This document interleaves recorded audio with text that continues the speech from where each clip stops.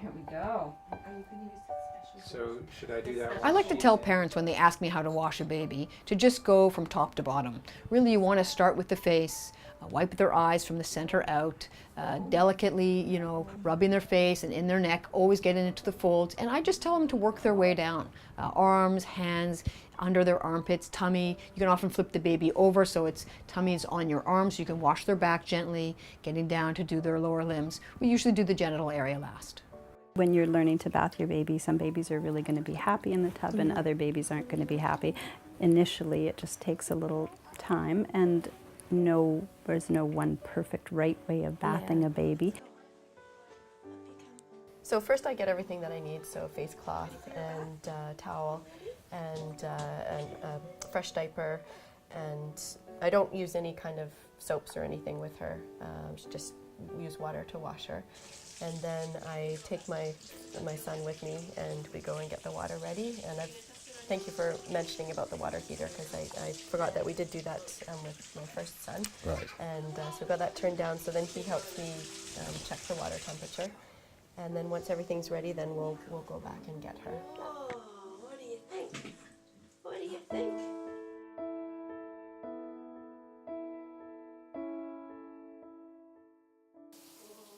Water can run over a baby's head, over their face, over their eyes. Some babies really enjoy that experience and they laugh and they enjoy it. Other babies aren't so fond of it. So it's part of getting to know your baby and what they like. And of course they grow and change over time as well.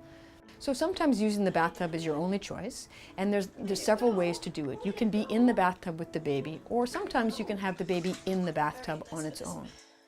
So lots of parents will choose to try to have a bath with the baby. It's really quite fun, and it's a great way to get a lot of skin contact with the baby and to really enjoy the interaction. So really an enjoyable experience.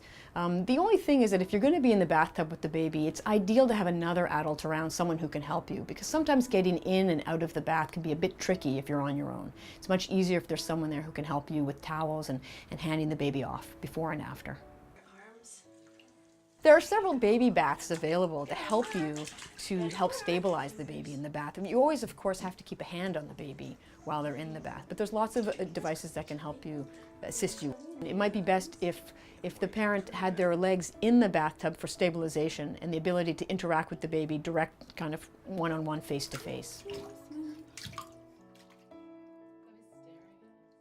Lots of parents want to bathe their baby in the kitchen sink, and sometimes it's the perfect size. So really a great solution. Make sure we don't get that water too hot, hey? When we're going to bathe Camden, the baby, we get all our equipment together first. A towel, a bit of soap, and then I wash my hands. Obviously clean it so there's no egg or old potato peelings in there. We also lay a small towel down in the bottom of the sink just so it's a softer surface, not as cold a surface for a baby to sit on. Get it to the right temperature, not too hot. Hi, sweetheart. You're ready, aren't you? Head back a bit. There you go. And as always, you always have to keep your hand on the baby, your arm around the baby while you're bathing them. Give those underarms a little wipe. But it's often just the perfect size tub, and you've got the faucet and the water right there, and you can control it when it's on and off and what temperature. But you always want to check beforehand before you put it into the sink where the baby is. Good girl. Let's pop you out, honey. Time to dry off. You're all done. There you go. Let's dry you off, honey.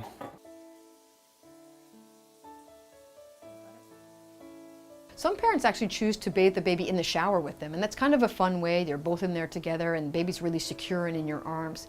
The only thing I would mention is that sometimes in some showers the water temperature can change quite quickly without notice. So you just want to make sure before you start that shower that you have a device in place where the temperature remains constant.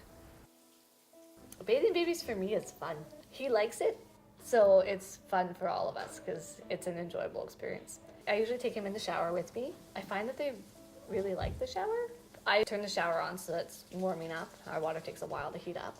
And then when the water's warm, because I don't want to get him undressed until it's time to go in, then I'll get him undressed and we'll go in the shower together. And then getting out, I always make sure that the towel is right by the door of the shower, because I turn off the shower, then I grab the towel and I bring it into the shower with us so that you keep the heat in as much as possible.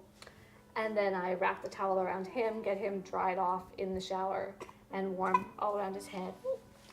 And I lay him back on the blanket that he was on before I got in the shower. And then it's soft enough with their little delicate heads, and he stays warm on the floor, and then I get myself dried off, and they can't roll off the floor. There's nothing to roll off of. And so you don't have to worry about, keep one hand on them as you reach across the room for something else. It just takes the worry away. I usually bath them before bed, so then I put my pajamas on at whatever time, 8 o'clock. Then I get his diaper on and his jammies on and get him ready for bed.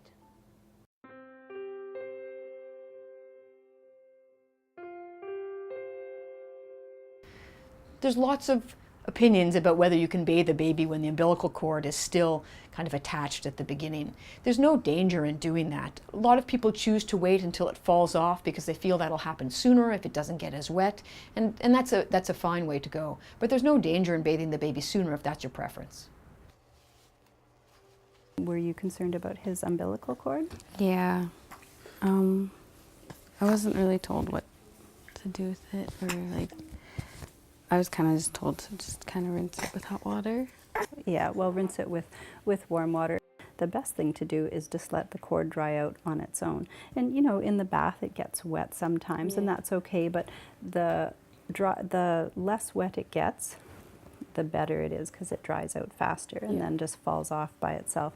Of course, if there was any redness around the cord that you noticed, or any discharge, like a little bit of yellow discharge coming off of it, or if when you were changing Ethan's diaper you noticed that there was a smell to it, then that would be something you would want to let your doctor or your midwife know about. But generally, just leave it alone and let it dry out, and it falls off.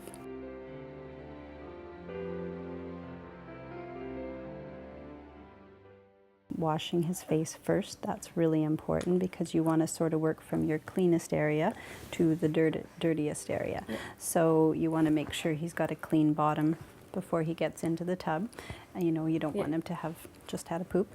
And then make sure you wash his face, and you don't need any soap on a baby's face. And you always want to wipe from the inside of the eye to the outside of the eye. Are you telling us about the bath experience? Are you? Yeah? You've got to get your 2 cents in. And then when you're wiping the second eye, you always use a different corner of the face cloth, because if there was any discharge in one eye, you don't want to transfer that to the other eye. So always inside to outside, different corner, inside to outside. Wash their face, and then you kind of start down the neck and the trunk and the arms and the legs, and then the bottom. I usually give his mouth a little rinse too. That's a really good idea. It's nice for babies to get used to having your finger cleaning out the inside of their mouth, because down the road when Ethan has teeth, you're going to want to start brushing his teeth as soon as they come out. And so if he's used to having your finger in a little clean washcloth wiping out the inside of his mouth, then it's easier to transition over to the toothbrush when he needs it. And babies too, when they're teething, you were saying he's starting to drool, and when they start to teeth around 3 to 4 months, they really like it actually if you just take a wet washcloth and you kind of massage around on the gums, because it helps to feel good. And sometimes he'll really clamp down and squish down on your finger, because it feels good for him with the teething. Take this off. Many parents like to make sure the diaper area is clean before they put the baby in the bath. It doesn't have to be a vigorous cleaning, but a good wipe down is nice, so that when the baby's in the bath, there's none of that in the bath water. Cleaning the genital area for boys and girls, it's really not so difficult. In fact, it's like any other body part. You just wipe the area clean. For little girls, you might want to be careful to wipe from front to back. And for boys, there's really nothing special you have to do but just wipe the area. For little boys who've been circumcised, there's nothing extra that needs to be done in the bath. In terms of differences between boys and girls, it's very important with girls to wipe from front to back, because otherwise you can bring infection and bacteria that are naturally on the skin around the back passage forward to the front, where the urethra, the peeing tube, is very short. So one wipes front to back, both with bathing and after diaper changes, and indeed when you're toilet training them, they need to learn that. With little boys, it's not such an issue, but again, just treat the testicles and the penis like any other body appendage, like the ear or between the toes. Just wash it generally. No special attention to the foreskin, and particularly no pulling back of the foreskin. It's there to protect the tip of the penis, and it doesn't in fact become mobile and retract often until boys are teenagers. One way of looking at it is that the foreskin is, for a baby in diapers, like gift wrapping that protects the tip of the penis. So it shouldn't be regarded as special in any way.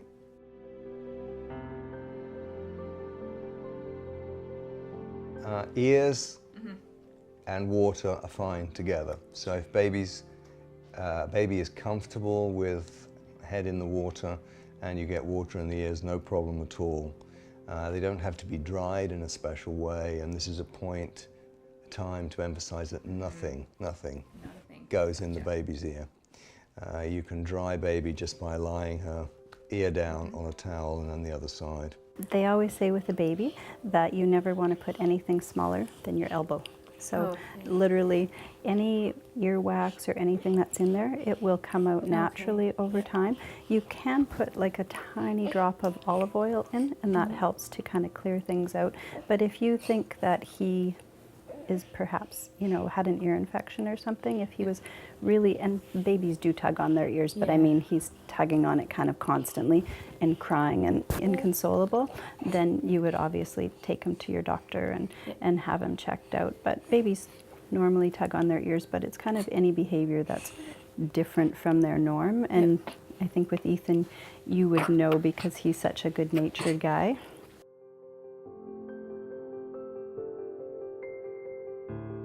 When you have such a lovely, healthy boy like Ethan, you want to make sure that all his creases, because he's got little folds in his wrists and his elbows and his thighs, you want to make sure those are cleaned well and dried. He's not out playing in the sandbox getting dirty yet, but they still sometimes get crusties in their neck, like if he dribbles some milk down his neck or, in his diaper area. It's important to wash those areas quite well. And use your hand gently, just between the folds of the legs. There's no need to go in any way inside the folds. You can just wipe across them. It tends to be the folds in the baby's thighs and down to the outside of the labia, which are the folds that need a little bit of attention. And the human hand is wonderful. There's nothing like the human finger, and it will go into an armpit or the folds in the skin or behind the knees, where a face cloth may not go. So just really exploring her body with your hand feels good to her, and it will work very well too.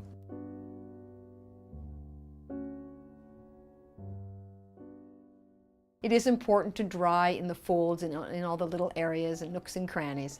And just patting dry while you're continuing to talk to the baby and rub the baby is a good idea after the bath. How about that little neck? Gently, gently. You like that one?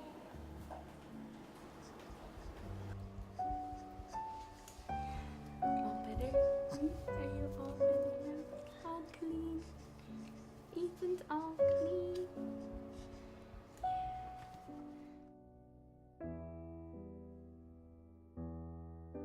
It depends on the nature of the rash. And a bad rash, the baby may actually be uncomfortable in warm water, in which case I would use cold water on the change table rather than bathing them. Again, with cold water, remember they cool quickly, so you don't want to leave them wet. You need to dry them and get them dressed again. And then if you've been given any creams to put on it, it's an ideal time after bath time because the skin is clean, there's no grease or dirt on the skin, and then your ointments will work most effectively. You mentioned the fact you don't use soap, which is fine. Many people don't. If you do decide you want to at any stage, look for the products that are pure and simple soap without scents, colouring or fragrances. Because babies' skins are relatively sensitive when they're born, and any soap products should consequently be ones that are as pure as possible. And always, if you change products, try a little, just on a small area, to make sure they don't cause irritation. When you're bathing Ethan, it's really important that he doesn't need any soap on his face, and babies don't need a lot of soap because they're generally not getting very dirty. It's just cleaning the dried bits of milk out of their neck folds and things like that.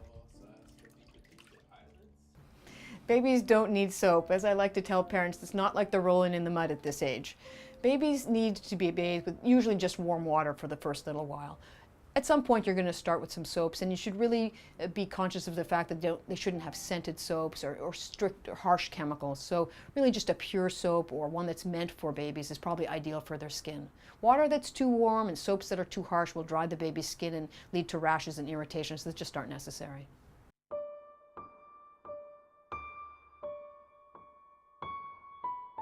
Sometimes dads or partners feel that they don't have enough time with the baby or a big enough role during the day, as mums have been really focused on feeding the baby, whether it's breastfeeding or bottle.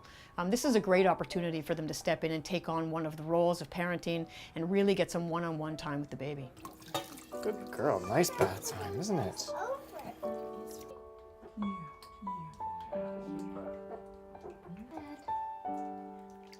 Bitch, betcha, bitch, betcha. Bitch, betcha, bitch, betcha. There you go.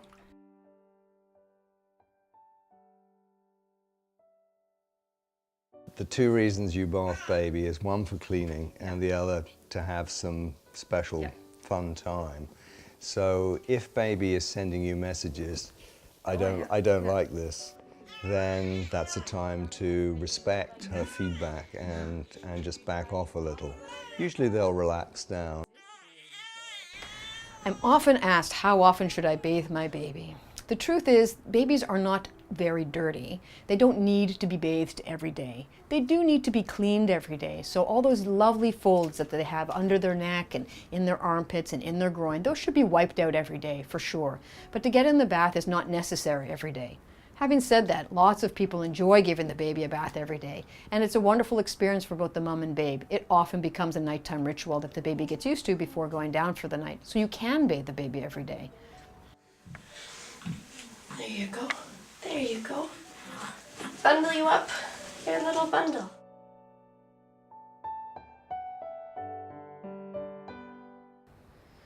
There's also a lot of research showing that touch will actually stimulate brain development and growth in babies.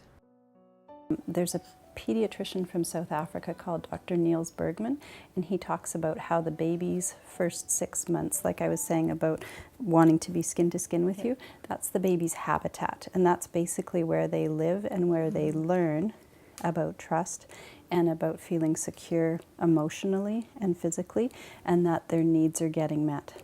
So it's really wonderful to see that you guys have that connection in the way he just looks at you, like you're his special person. All set? Very soon you're going to find that this is a time you and she look forward to.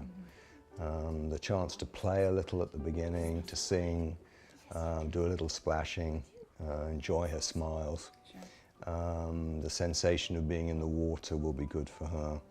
And it's one-on-one time which every parent can have with their baby and contribute so much, not just to their cleanliness, but also to the stimulation and experience which they drink in, and is part of the programming and exploration that they want to do right from birth. Zip you up. Zip you up. All done. All done, honey. There we go. There you're nice and clean. Good girl. That's better. You just wanted to be up, didn't you?